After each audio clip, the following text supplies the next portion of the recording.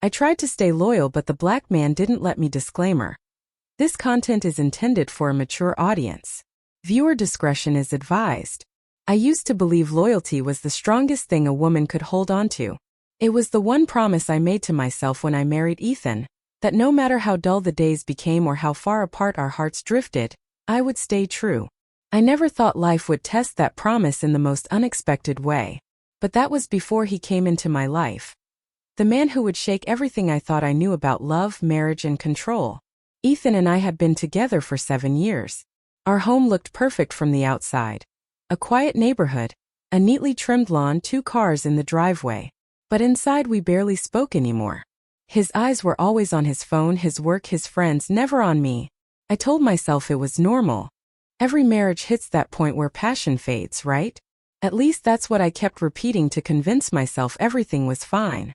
Then one afternoon I met him, the new neighbor who had just moved in next door. He was different, confident, calm, and with a presence that somehow made the air around him feel heavier. He introduced himself with a smile that lingered a second too long, and I remember my heartbeat refusing to slow down even after I walked back inside.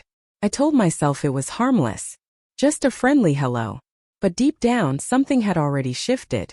Days turned into weeks, and somehow our paths kept crossing. A wave from the porch, a casual chat by the mailbox, and then those accidental moments that didn't feel so accidental anymore. Every time I saw him, I felt a pull I couldn't explain. A dangerous curiosity that made me question the woman I believed I was. I tried to stay loyal. I tried to ignore the way he looked at me, like he saw the version of me I'd forgotten existed. The way his voice dropped when he said my name. It wasn't supposed to go beyond polite conversation. But temptation doesn't always knock. Sometimes it just walks right in. That night, when the rain started pouring and Ethan didn't come home, everything changed. A single knock on my door turned into something I never expected. And that's where my story truly begins. The sound of that knock echoed through the quiet house. I remember standing there for a moment, frozen, wondering if I should even answer it.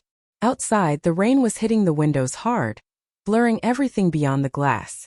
Ethan still hadn't called, and a strange mix of worry and disappointment was starting to grow inside me.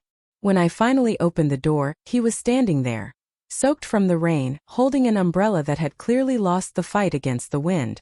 "Sorry to bother you," he said with a half smile, his voice deep and calm. "The power went out at my place.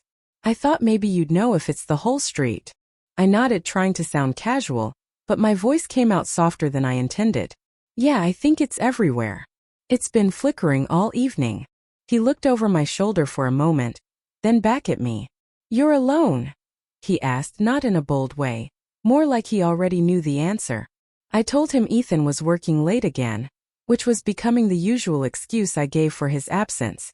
He nodded, then smiled, that same quiet smile, the kind that seemed to hide something unspoken.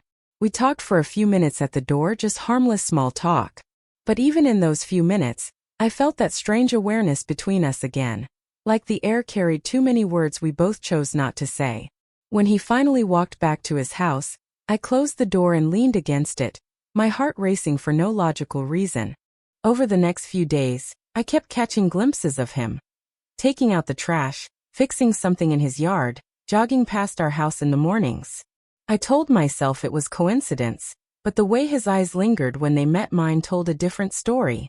At home, Ethan barely noticed anything. Dinner was quiet. We spoke like two people reading from a script. When I tried to bring up how distant we'd become, he brushed it off, saying I was overthinking again. It hurt, but more than that, it left me feeling invisible. And then came the night I saw the light from his living room still on at 2 a.m. I couldn't sleep, so I stood by the window watching. For a moment, I thought I saw him look right back at me through the rain-streaked glass, like he somehow knew I was there. My breath caught, and I stepped away quickly, my pulse racing. It was innocent, or at least, that's what I kept telling myself. But deep down, I knew something was shifting, something I couldn't control. Days started blending together, but the tension in the air only grew heavier. It was strange, how a simple neighborly presence could start to feel like a quiet storm you couldn't escape from. I tried to focus on my marriage, on holding things together, but every time Ethan's phone buzzed with another late-night work message, A small part of me stopped believing he even wanted to come home anymore. And when he was home, he wasn't really there. He'd sit on the couch, eyes glued to the screen, barely answering when I spoke.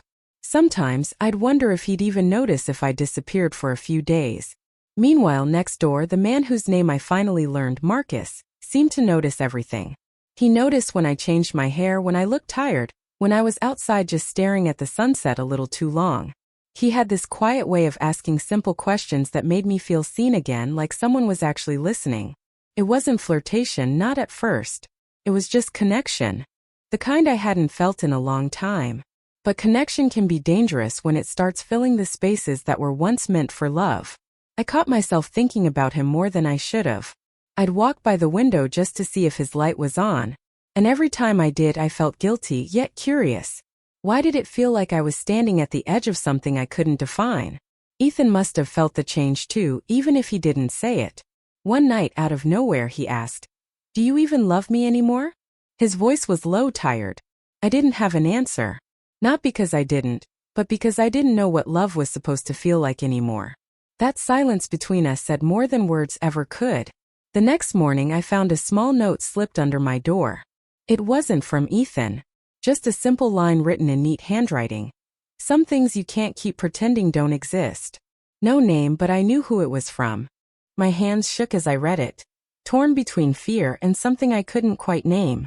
That's when I realized this wasn't just about loyalty anymore. It was about truth.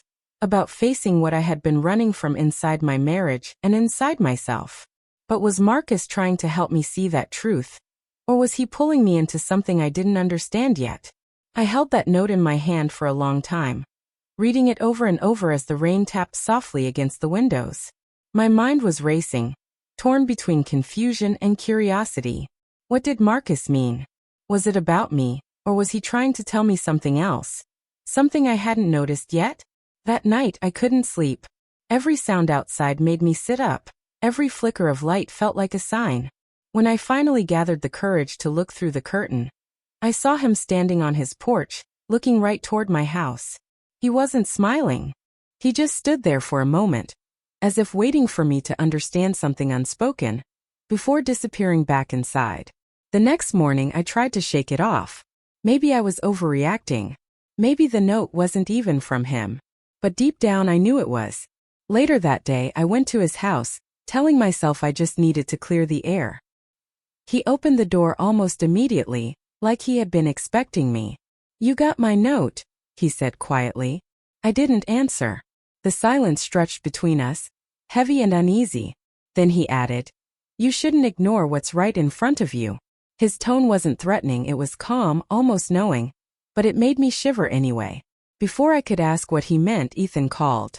His voice came through the phone, sharp and impatient, asking where I was. I froze, caught between two worlds, the life I was supposed to have and the one that felt like it was quietly pulling me in. I muttered something about running errands and left, my heart pounding the whole way home. That night, Ethan came home earlier than usual. He was quiet at dinner, watching me closely. There was something in his eyes I hadn't seen in a long time, suspicion. He asked about the neighbor. "You've been talking to him a lot lately, haven't you?" His tone wasn't angry, just cold. I denied it, but the lie stuck in my throat. He didn't say another word, just stood up and walked out of the room. Hours later, I heard a sound outside. A shadow moved past the window, and for a second, I thought it was Ethan. But when I stepped closer, I saw Marcus in the dark, standing near the fence, looking toward the house again. My breath caught. Why was he there? What was he waiting for? Something in that moment told me everything was about to change. The walls between my choices were closing in, and whichever door I opened next would decide everything. When I saw Marcus standing by the fence that night, a chill ran through me. The porch light flickered, throwing his face in and out of the shadows. I wanted to call out to ask what he was doing there, but something in his expression stopped me. He wasn't angry or even curious, he looked worried, like he was trying to warn me about something I couldn't see. Then he turned and disappeared into the darkness without saying a word, leaving me standing there with my heart thudding in my chest. The next morning, Ethan was already gone when I woke up. On the kitchen table, there was a note in his handwriting. "We need to talk tonight. Just 6 words, but they felt heavier than anything he'd said in months. I couldn't tell if it meant he knew something, or if he was finally ready to fight for what was left between us. Either way, it filled the day with unease. Around noon, I heard a knock at the door. My first instinct was to ignore it, but the sound didn't stop. When I opened it, a woman stood there, a stranger. She introduced herself quietly, saying she used to live in Marcus's house before he moved in. Her eyes darted around nervously before she asked, "Has he been acting strange lately?" Her question caught me off guard. I didn't know what to say. She sighed and said, "Be careful with him. He's not who he says he is." My stomach dropped. Before I could ask what she meant, she handed me a small folded paper and walked away quickly, like she didn't want to be seen. Inside the paper was an old photograph, Marcus, standing with a woman and a child, smiling. But the woman in the photo wasn't the one I'd just seen. I tried to make sense of it all, but my thoughts were spiraling. When Ethan came home that evening, I was too distracted to speak. He sat across from me, studying my face. "You're hiding something," he said finally. His voice wasn't loud, but it carried the weight of truth. I opened my mouth to deny it, but before I could, there was another knock on the door, loud, urgent, almost panicked. Ethan frowned, standing up to answer it. I followed close behind, my hands trembling. When the door swung open, Marcus was standing there, his clothes wet again, his eyes wide with something between fear and desperation. "Don't let him leave," he said, his voice low but firm. "You have no idea what's really going on." And in that moment, everything I thought I knew about loyalty, marriage, and trust started to unravel. The room fell silent after Marcus's words. Ethan froze near the doorway, his eyes narrowing in confusion and anger. I could feel the air between them turn sharp, heavy with everything unsaid. "What's going on?" I asked, my voice barely steady. Marcus looked straight at me, his tone low but urgent. "You need to know the truth about him," he said, nodding toward Ethan. "He's not the man you think he is." Ethan's face darkened. "Don't listen to him," he snapped. "He's been stalking you since he moved in." For a second, I didn't know who to believe. Both men were standing in front of me, both certain of their version of the truth. My pulse pounded as memories rushed back. The late nights, the secrets, the way Ethan had grown distant long before Marcus ever appeared. But Marcus's sudden warnings and the photo from that woman also clouded my mind. Nothing felt clear anymore. "Tell her, Ethan," Marcus said, his voice steady now. "Tell her why your name was in the file I found in your old house." Ethan looked stunned, but I could see something flicker in his eyes, a fear I hadn't seen before. I turned toward him. "What file?" I whispered. He didn't answer right away. Instead, he rubbed a hand over his face and muttered, "It's not what you think." Marcus stepped closer. "He was being investigated for fraud at his old company. That's why you moved here, isn't it? To start over." Ethan shot him a look that could cut through glass. My heart dropped. I wanted to deny it, to say Marcus was lying, but Ethan's silence said enough. When Ethan finally spoke, his voice cracked. "I was trying to protect you. I didn't want you dragged into my mistakes." The anger in his tone softened into something almost broken. For a moment, the man I'd fallen in love with resurfaced. Marcus lowered his head and sighed. "Then you should have told her the truth." He turned and walked away, leaving us standing there in the doorway, two people surrounded by the wreckage of half-truths and years of distance. That night, Ethan and I talked for hours. For the first time in a long time, there were no lies left to tell. We didn't promise to forget, but we promised to try to rebuild something real, or at least honest. When I looked out the window later, Marcus's house was dark. He'd left without a word. Maybe that was his way of letting go too. Sometimes loyalty isn't about never breaking. It's about choosing to face the truth when everything else falls apart. After that night, everything changed.